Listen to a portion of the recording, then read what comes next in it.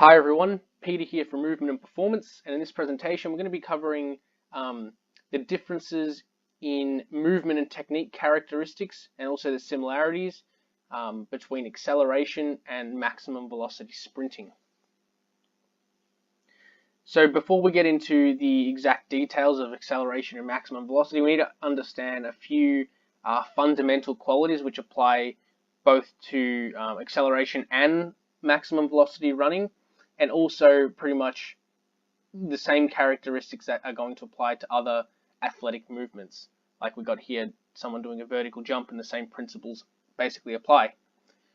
So essentially we want a braced trunk, which means that spinal position stays in sort of a pretty neutral position almost the entire movement.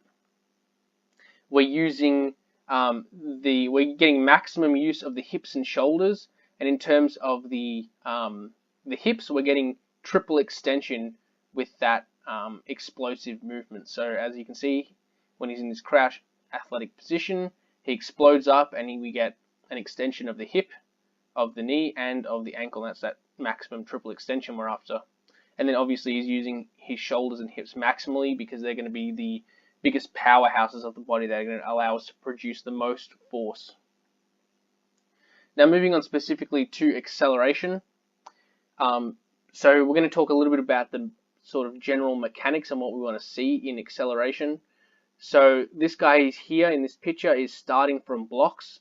So that's going to give us basically a really easy, linear, objective way to sort of judge this acceleration, and he's got pretty much optimal technique in this image here. So we can see he's got a forward lean from that first step out of the block at approximately 45 degrees. So we can see this arrow here, nice straight line all the way through the ankle, knee, hip, all the way up to the neck. And this line is at around 45 degrees to the parallel. Stronger athletes will actually potentially be able to propel out of those blocks at even lower angles. So again, we have parallel shin and body angles. So we can see here this shin and this shin are pretty much parallel, as with the body line and both shins as well.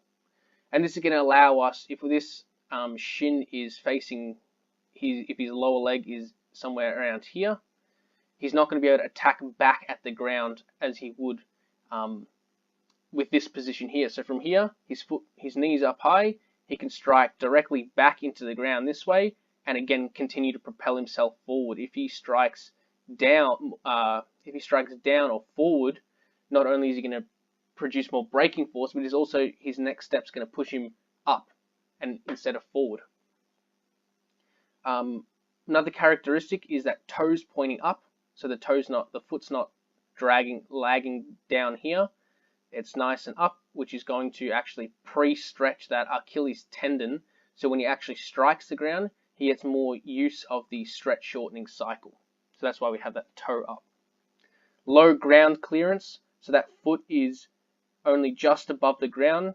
The higher the foot comes off the ground, the more time it takes to then strike back down at the ground in terms of acceleration.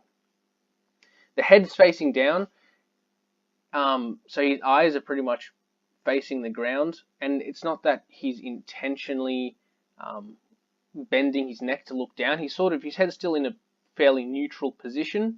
It's just that because of his body angle, we want his head to face down. If he's looking up and straight, he'll be basically extending his neck, which we don't really want. We want that nice straight line from ankle all the way to the head. Big arms, so again that comes back to that sort of using the shoulders. We're getting good use of the arms, which is going to help drive the momentum of the athlete forward. And sort of a characteristic of acceleration in contrast to maximum velocity running is that there's slower ground contact time. So because he doesn't have that much momentum going forward, each step on the ground actually is going to take longer, which means that he has more time to apply force, and therefore acceleration is going to be more reliant on strength and force qualities. Whereas when we get to maximum velocity running, we'll talk about more what that's going to be reliant on.